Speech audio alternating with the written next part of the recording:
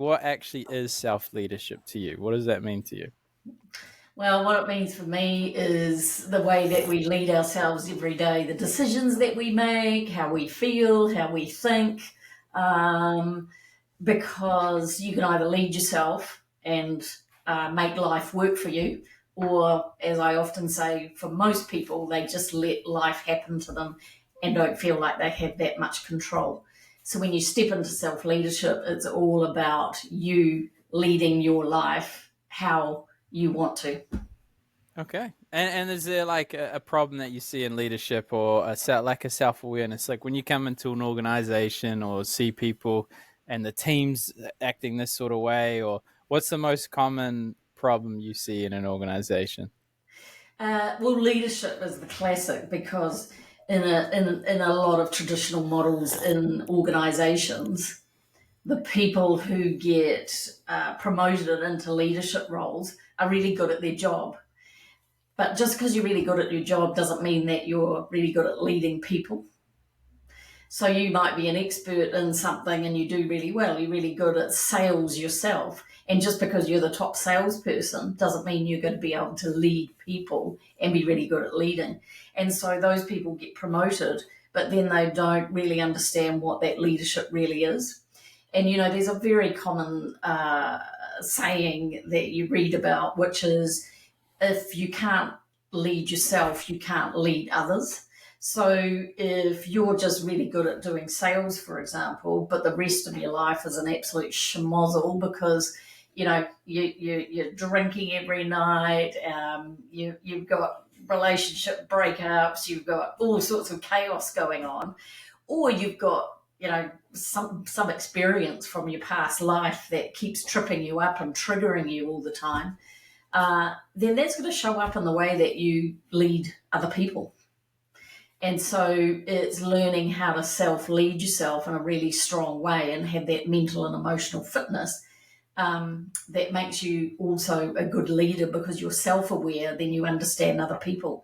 And, most of the time, when you lead other people, you need to understand human behavior. You need to understand yourself to understand other humans.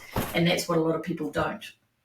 So understanding yourself, I remember I talked to a psychologist and I asked him that question. He's like, how do you understand yourself better? He's like, I read novels so then I can implant myself into a character so then I understand myself better, which is, I don't know. Okay. Yeah. So where does self-awareness start and how do you improve your self-awareness? How do you improve your self awareness is really just being very tuned into yourself and what you're thinking and how you're behaving. So, a really good example is, how you get triggered, for example, how you get emotionally wound up. And it might be with certain people. And so it's asking yourself that question to go, why does that person really piss me off? Or why has that situation really upset me? Or why am I running away from this? Or why won't I be vulnerable? Because if you don't ask those questions and peel back the onion, then you're not understanding yourself. You're just living day to day with all of this stuff that goes on, often in a subconscious level. And we sometimes notice it when it turns out not in our favor, but we don't question it and go, why do I always do that? Or why do I always say things like that? Or why do I always feel like that when I'm with people? And probably one of the best places to really experience and lean into self awareness is when you're around family. Yeah. Yeah. It's interesting. Yeah. How your family has shaped your identity and the way you view the world. And then you go out on your own and you change, a little bit. You like to think you changed. And then you go back and you're in the same environment that created the trauma or Yep. the defenses. So on that, like the family holidays, when you're going back and you've made these self-discovery and these changes, and then you have to go back to the environment that helped shape those problems, how do you prepare for that? What do you think about? What do you say to people? Um, it's being aware of it so that you don't buy into it. So there's this great theory about just let them. It's the let them theory, which is basically, when you see people maybe in your family being really critical, and you grew up in that environment of someone always being critical, and it would always have an emotional and mental effect on you. It's actually noticing that, but doing the work to disassociate yourself from it, to go, well, that's about them, but it's not actually true and about me. Because most of the time, our reactions that we have are about us. It's not about the other person, if that makes sense. Uh, Other people and who they are being will affect us, but it's understanding why that affects us. So I had a mother who was incredibly critical, and it used to just shut me up. I used to just, completely close down, because criticism is the worst, and especially from your own family. And when I had been in this business and doing a lot of the work, when my mother used to go into that critical mode, I could see it for what it was about her and not let it affect me. And so I would respond in a different way that would just diffuse it. So I would say to her something about whatever she'd said, and say, oh, tell me more about that. Like, what are you really trying to say? Or get her to try and explain it more. And when they did, or when she did, she couldn't really explain it, because it was just, something that was being thrown out there, but not the substance behind it. And did you ever identify the substance or the reason for the criticism, or? Yeah, it's handed down. Her mother and her father were really critical of her, and so when you're brought up in that behaviour, you become critical, you become judgmental as well. But she couldn't see that, because it was just her way of being and who she'd become.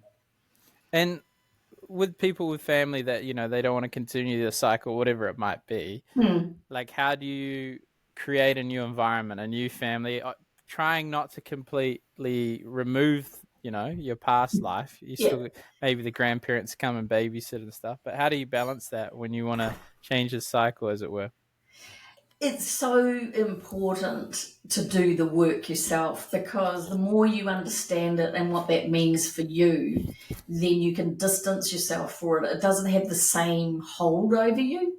And so when you're in that environment, it's knowing that that's what you could be up against, but also having the knowledge that you've done the work, you understand it, you see it. It's not the truth. It's not, what is really um, true about you, that you can actually then just look at it and almost go, okay, whatever, because you realize it doesn't actually have that hold over you.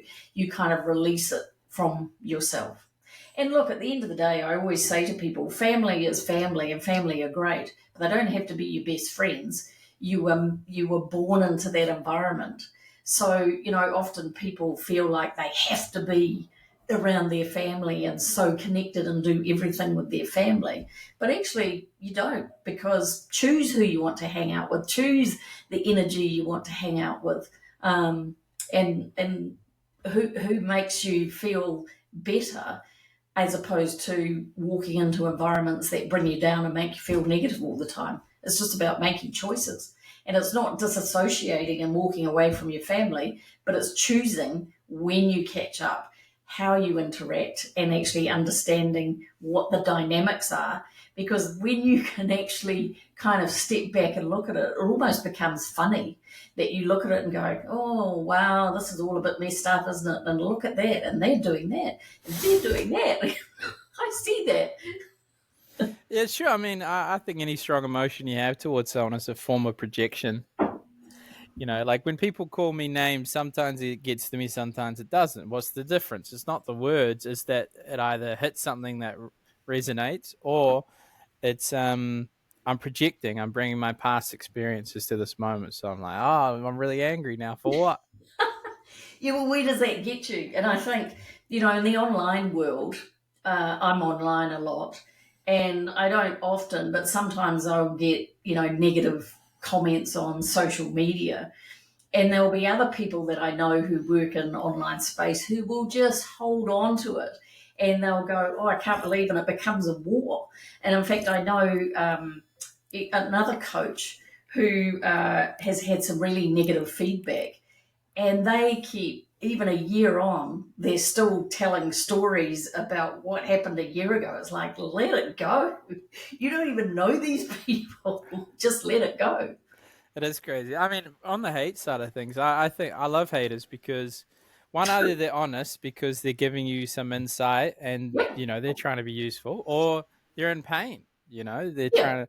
And I remember this follower was like really angry, saying all these things. Well, not a follower at the time, saying all these horrible things, and I asked them, "Oh, what makes you think that?" Like blah blah blah, and then they sent me this big long email about like, oh, these no one's ever taken the time to show an interest in me, and I never thought I had good ideas, and I've been thinking about this. What do you think? And then they sort of flip to followers, you know what I mean? Yeah. Just because a bit of empathy.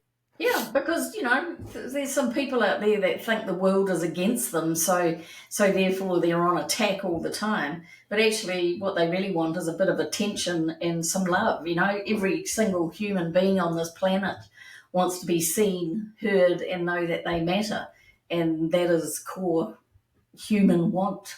And so, if people don't have that, then they, will respond in whatever way to in a negative way against that. And then, like, let's go back to maybe some tactics. So you decided, you want to be a great leader, but you got to lead yourself first. So what are the steps you go through in terms of improving that or thinking about that?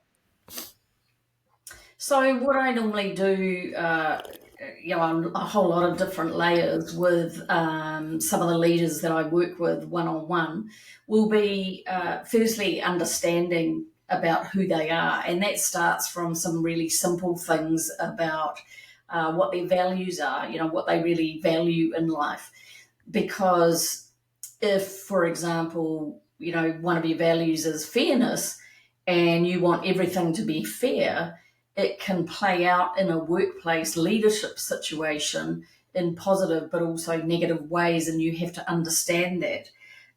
If some of your values are particularly strong but go against the environment that you're working in, then of course they're always going to show up negatively in the way that you respond. So understanding your values, understanding your basic human need drivers, so things like contribution, certainty, how much certainty you like.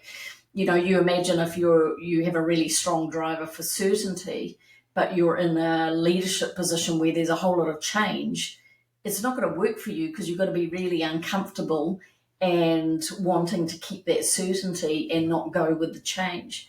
So understanding your drivers, your values, but then also really having a look at what your triggers are and understanding where they come from and unpacking those. And every one of us has one or two or three core stories that we believe about ourselves that have been built from our childhood. The classics are: I'm not wanted, I'm not good enough, I'm not attractive enough, I'm not smart enough. Everybody has one or two of those stories that they believe based on how they've been brought up, that they carry with them. And that will often drive their behavior of how they show up. So if you have a leader who is feeling like they're not good enough, how's that going to work in a leadership position? So these key elements that I take people through or take clients through to really help them understand themselves, they can then have the ability to go, oh, I know why I do that. Or I know why that person in my team always winds me up. Or, oh, I know why I'm so uncomfortable with this big change management thing going on. It gives you the awareness to be able to go, okay, so let me put that into place. I've got the understanding. Now, how do I move forward with that? I'd be curious about values because me and my friend, we sat down, we had this big long list of values, and we tried to think about what our values. And the thing that sort of helped me find my values was thinking about what are the attributes I hate in someone, and then how do I reverse it? So by that I mean I get really triggered by people that are victims because I play victim all the time. So Yep. a core We value get of triggered by what we see in other people. You know, other people in life is a mirror that reflects back to us. Yeah, exactly. So to counter that, a core value of mine is responsibility, taking responsibility for your actions, and I like to surround myself with people like that. The other one is cruelty. I could be a bit of a smartass, an asshole. So empathy for yourself and others, and Yep. then the last one's authenticity. So I struggle when people lie or they're disingenuous, and I can't understand them because I think if I don't understand them, they might abandon me because of my abandonment issues. I was just So about to say, you've got a no one wants me story. yeah, it's quite Yep. strong. Yep. So that's how I found core values. But how do you go work that out about yourself? How do you work out your core values? Well, I have an exercise that I take people through firstly, and it's important to remember that values are what are really true to you in terms of how you live your daily life and things that really matter. They're not aspirational. So a lot of people will do values and go, yeah, I'm this and I've got that. And you go, really? Or are they just aspirational values? Uh, and then other people will choose things like honesty, integrity, because they feel like that must be one of their core values. And I get my clients to actually drill down into their top 6 core values. And you can imagine if you think about all the things that you value or that are your values, and to drill them down into your top 6 is actually so powerful that you see what actually drives you. So, in the exercise that I have my clients do, they look at a whole lot of words, and they spin through them and they notice ones that something catches, and they'll highlight it and then bring it out into groups of what those words actually were that they chose, and then really looking at them to say, okay, what is the key words that actually cover those 6 words that all have a similarity. And then we look at those words and how they play out in their work life and in their personal life.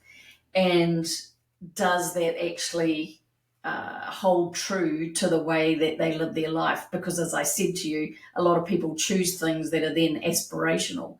So it's being really honest with yourself then to actually go, actually, what is it that I really value? Because and the reason behind it. So your value of empathy, why is that? Why is that such an important value to it? Understanding that reason why and where it came from. And so we look at those 6 core values and where they're playing out in someone's life and where they're not, and why not. Interesting. Yeah, I pretty much use it for filters and everything, like relationships, friendships, opportunities, Yep. Yep. and And then that's the way you should, Ryan, because it's such a powerful foundation to make some decisions from. And yet I can walk into a room of, training 40 people, and I'll say to people, how many of you would know one of your core values? And most people go, oh yeah, me. And then I'll say, how many of you would know 3? And sort of half the people fall off. And then how many of you would know your top 6? You'd be lucky if you get 1 or 2 people, because it's something that we don't do the active work on. So then how do you know? oh, it's so valuable. I mean, a lot of the challenge, especially in business, is like the inability to have the uncomfortable conversation, whether it's sales, whether it's Mm-hmm. talking to staff members, whether it's talking to yourself in the mirror and saying you're doing 10 different things when you should be doing one. Yep. And values are just such a non-negotiable. If someone consistently lies to me, it's not going to work. I mean, if they're cruel, if they don't take responsibility for their actions, it's not going to work. Yeah. So, how do you use your values now that you've got your top 6? Well, I use it from my own. So, from my own experience, I use my values to make decisions. So, one of my core values is energy, and it's about the energy that I connect with other people. It's about how I show up in the world and what my energy is like. So if, for example, I'm, Monday to Friday doing work with all my clients, my energy is really important about how I show up in the room when I'm doing training, but also my one-on-one coaching. Because if I'm hungover, if I've had too many late nights, if I'm not feeling 100%, then how am I going to show up in that environment? My energy is really important. So I make decisions based on my energy. So, during the week, I make sure I'm in bed by 9:30 every night. I don't drink Monday, Tuesday, Wednesday, Thursday, because I know I've got to show up as my best self for my clients. There might be some things that happen. It sounds really boring, but I'm not there. But it's making decisions based on that. Going to the gym, doing exercise, energy is important. But also, when I connect with people, I love people with good energy too. And I'm an extrovert. I'll get it out of people. So energy is important to me too. And so that's how I make my decisions with that. I also have another value, which is about being bold. And that's about being bold and doing stuff, getting out there, not staying in my certainty circle and going, oh, I don't know about that. So if someone says, oh, do you want to come and do this and blah, blah, blah, and, whatever it is, come to New York, I have a look at it and I go, okay, if I'm being bold, that's my value and I live by, this is a good opportunity. So I help and use those. So I use those to help me make decisions and drive the way that I live my daily life. Yeah, okay. So similar. Interesting. Okay, Yeah. so now you got your values, you're filtering your decisions and your lives based on that. What else you got to know about yourself to lead? What your bullshit story is about yourself. Your bullshit story. My unworthy story. Okay, yep. The unworthy story, absolutely, because so many people are unaware of it. But when I help them understand what it is, and what's your story? Did you say? Abandonment. But yeah, not worthy or not good enough or not worthy of love. I would say Yeah. that. We'll go with that Okay, one. not worthy of love. Yeah. And do you understand where that came from? Yeah. Yep. Okay. So great. So you can see how that plays out in life. So my story is I'm not wanted. And that came from the fact that I was the fifth child in my family. My mother did not want any more children and accidentally got pregnant. And so, of course, she was like, don't want another child. And you imagine from the moment I'm in the womb, getting that oh, I don't want another child, I don't want another child. So of course, when I was old enough to understand, there was always this laugh joke in the family about me being the accident. And as siblings do, they go, you're the accident in the family. And so that made me really go, oh, okay, well, I'm not wanted. So then as I did, I grew up driving my life from that base story of actually I'm not wanted.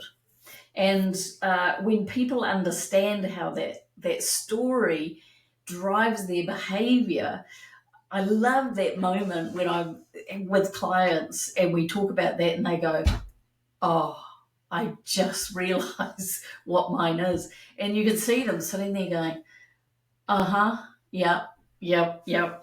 And how it flows through their life in their connection with people and relationships and who they look to be friends with and environments they put themselves in. It's quite amazing. And so that is a really core aspect of understanding that, because it's often the basis of our behaviour and what drives us on a That's regular huge. basis. I mean, partly why I find people so interesting and trying to understand them and authenticity is because if I'm useful to someone, they won't leave me. Yeah, So it can be good you've things got to be too. really useful. Yeah. So I'd be curious, like, to help people find that story. I mean, obviously you have to go through it with them, but are there examples of stories of different people you've met and how that actually translates into life? They had this Oh, and then they yeah, noticed this. yeah, Yeah. huge. So I'll talk about a couple. So I had a client who was sent to me by the CEO, and the reason that the CEO sent them to me was, and this won't identify anyone, so, but they were sent to me for some one-on-one coaching because they said, "Oh, this person seems to be getting louder and louder in meetings, and they're kind of taking ownership of everything." And they're trying to be the center of attention and everything that's happening. I was like, oh yeah, okay, curious, yep. Anyway, after a few sessions, getting warmed up, and we talk about our foundational stories. And so I laid out, what it's about and how it works. And I said, oh, what do you think yours is? And the look on her face was amazing. And she just went, oh, I had never thought about this moment until you asked me right now. And she said, that just came straight into my mind. And it was when she was, this was part of how she grew up, but it was also in her final year at school when she was leaving and they were trying to choose, am I going to university? What am I trying to do? And this dean basically said to her, go out and try and make something of your life because I worry you'll turn into nothing. Really inspiring dean, hey? Saying that kind of thing of, you're not good enough. And she said, I remember it like it was yesterday. And she said, I can see how that drives my behavior because I am trying to almost prove that dean back at school, look at me, look at who I am, look how successful I am. But what drove it then was to her to take credit for all the projects, to be the leader in all the meetings, to be the ideas person. And so it absolutely drove her to be that person that was successful. And when she realized that, it was a complete change of her over the next couple of months where that just had no meaning for her at all. And it came back to her behavior and what she was trying to do because she loved what she did and her purpose and her why, as opposed to trying to prove herself to herself that she was the best and she had made something of her career. So, some stories like that, and I see her now, and oh, she is so successful, but such a different person. Mm. Quite amazing. And then, other people, other short examples, people who don't think they're attractive enough, get themselves into relationships where then that makes them not feel comfortable to be vulnerable and to be open.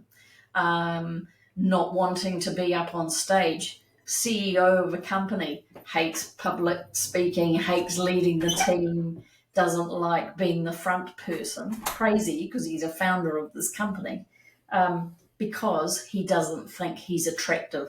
He was teased at school. He was teased when he was younger about the way that he looked, and so he's taken that through, and so he hides behind, what he believes. No one wants to see me. No one finds me attractive or likes me. So why would I be fronting this up? Makes a lot of sense. Yeah, you can sort of see it. I mean, I calculated something. I talked to like 100,000 people in sales and stuff, and there was this guy. He could look at a person because he was really good at selling to women for whatever reason, and he could tell how old her children were and how many kids she had just as soon as she walked up. You get these weird things, but you could notice like the way someone carries themselves gives an indication to the story of which they see the world. And it's quite interesting how everything is a confirmation of their identity instead of a pursuit of the truth. Yes, absolutely. Yep. We all run around, people hiding behind these masks and trying to be something and trying to be someone who we're really not. And then you wonder why there's so many people who are unhappy, who don't feel fulfilled. And I see this in such a growing mass of people just not happy with life and constantly searching outside of themselves to feel happy, to feel fulfilled. It's quite sad. Yeah, it's tough. I try to like I'm potentially going to partner with a new company just to help execute better with clients, and they were talking about, oh, to celebrate, like when we grow our company to this, we could go to Texas, we can do all that. And I'm like, you can. I mean, I don't want to. I mean, I'm happy to have a coffee with someone that I feel comfortable with, Yeah, and then keep doing the work. I yeah, love. So, but anyway, so once you got your story, you've got your values. You know that you're not talking in front of everyone because you don't think you're pretty. What do you do now? Now that you know that, what's the next step you got to understand? Well, also finding out what your strengths are and what your areas to grow are. So, or some people like to call them weaknesses. So, your weaknesses can also be your strengths. So it's understanding where am I really strong in how I lead my life, but where are my weaknesses? And when you understand what those are, often it's the weaknesses you want to work on to be, if they're valuable to you in terms of how you run your life. So some of your weaknesses can be based on your personal story or that you don't use, so therefore they become a weakness because you go, well, I'm never going to stand up and do any team speaking or public speaking because I don't feel like I'm attractive enough or I'm smart enough or whatever. So it's pulling those out and actually making them a bit stronger and how they help, but also recognizing that some of our strengths can also be our weakness because we often lean into those things about ourselves that are naturally come to us, but they can also be born from a negative place. So it's really looking at, what am I really good at? What are my real talents and what am I good at and how do they work for me, but also how do they work against me? And then what are some things that I know about myself that I could grow that I know would make me a stronger leader, a better person, being able to relate to people, to lead people better. Yeah, I see why you did the story first, day because you like everything's a weakness. I'm useless. So what? So what? Yeah. What actually is a strength or a weakness to you? Like, is it just a passion? Is it compensation? Like, how do you It's a differentiate between? mix. Yeah, it's an absolute mix. Some of it can be compensation. Some of it can be driven from, our story, driven from self belief, because, self beliefs are again born from what we've learned and how we've grown up in our environment. You hear people saying, oh, I'm not very good with money. Well, actually, you could turn that into a strength because it's knowledge based. Learn how to do it, understand what your story is, but also learn how to do that because skills like that become strengths can be learned. So many things we can learn to actually get stronger. That's about a growth mindset that you're not fixed as to who you are. Ryan could grow in all sorts of ways because he could learn something. He could, go and take a course, or he could get some instruction, some coaching, and become better at something. So it's definitely having that growth mindset of, growing those skills that actually we can be all sorts of things if we have that open mindset that I can learn and I can grow. Okay, so now you got your strengths, you got your weakness. It's a little tricky to actually well, just before that, yeah, how do you sort of navigate the resistance or the doubts or the going down the wrong path? Like, how do you actually narrow down to strengths and weaknesses? Is there some tools or approaches that help? I always get people to look at their personal life, and you've got to know where you're going and what you want to out of life. So, there's no point having strengths and weaknesses if you're not in understanding where you're going to use them and what you need to grow if you don't know what your future looks like. So, it's definitely working on that clarity of, who am I, but also where am I going and what do I want out of my personal life, but what do I want out of my work life? Because then you can actually apply, okay, if this is what I want and this is where I want to go, what strengths have I got to get me there, but where are my gaps that I need to fill and learn and back up or make stronger?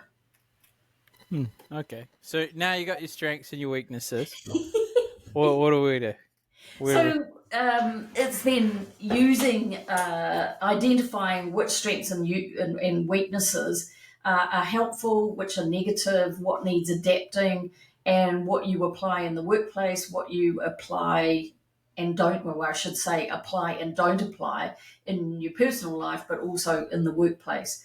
And then doing the work to strengthen or maybe tap down a little bit those that don't work for you, your strengths that maybe are too strong, that become a negative outcome for you.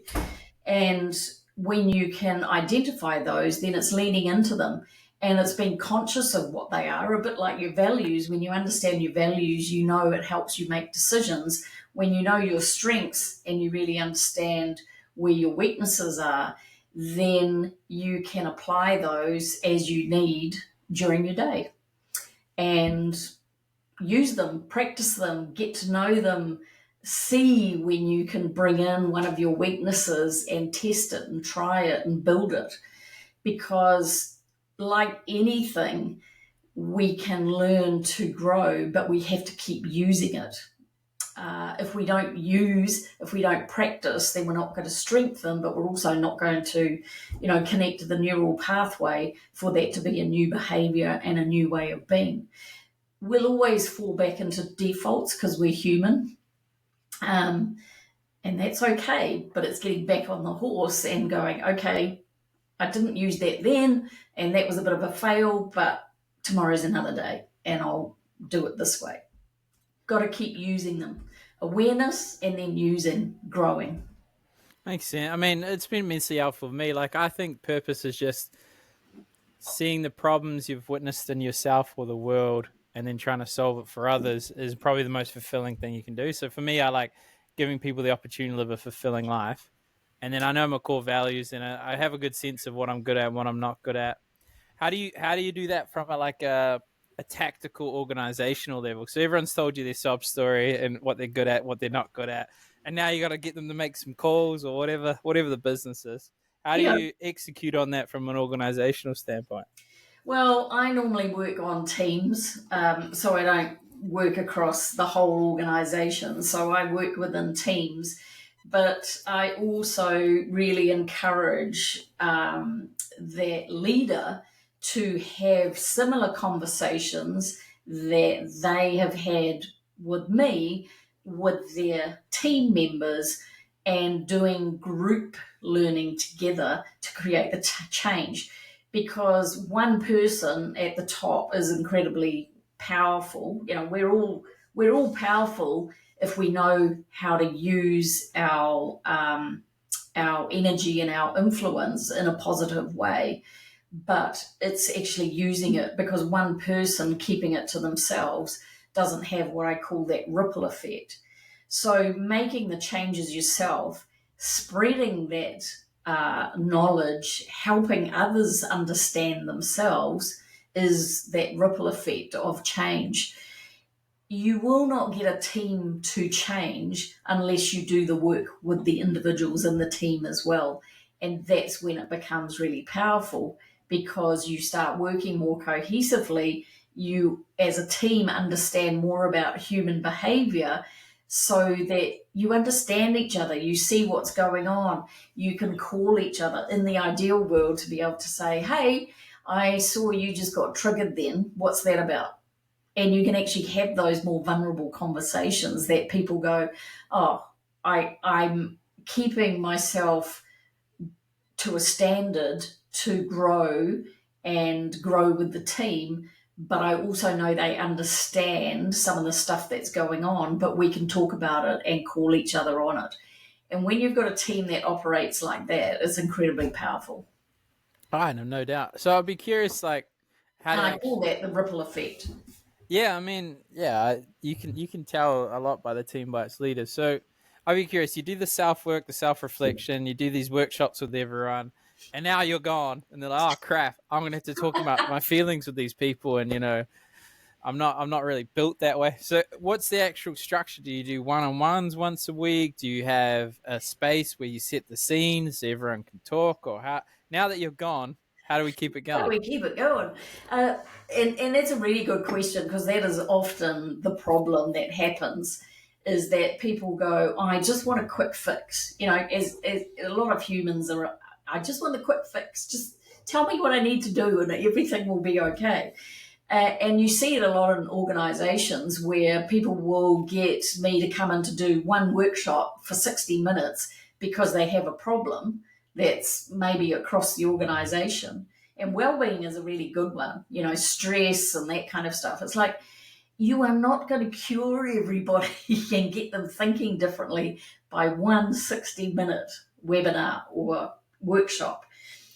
It's that continual learning and that continual loop that gets the long-term change. And you probably experienced that, where you've been to listen to a webinar, or you've been to a workshop and you go, yeah, that's it, I've got it. I know this is so great, this is going to change everything. And then 2 weeks later you're going, oh, okay, back to that old place again. Because we need that consistency. So often within teams, I follow up with one-on-ones with the leader once a month. But then I also do a 45-minute webinar where the team tunes in again to be reminded of some of the things that we learnt and how to embed them deeper. We have questions, we have examples, people share stuff, and it keeps that learning going. If you don't keep the learning going, then slowly it has that drop off effect, because Yeah, we're human. We go yeah. back to the same old, same old. Well, it's normal. I mean, part of what started this journey for me was thinking like, how can you help people live fulfilling lives? And if you change your environment, it's the easiest way. Yeah, So it's like, if you can actually create an environment like that and sustain it, then that, because they're at war with their internal environment that was shaped by the external environment, and if when they're going to work, they're going to try and resist it.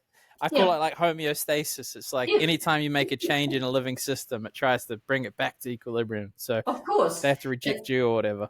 Yeah, and it happens all the time. And there's also remembering that those people who are coming to work also go back to their home environment, which might be the negative environment, which might bring out the worst of them.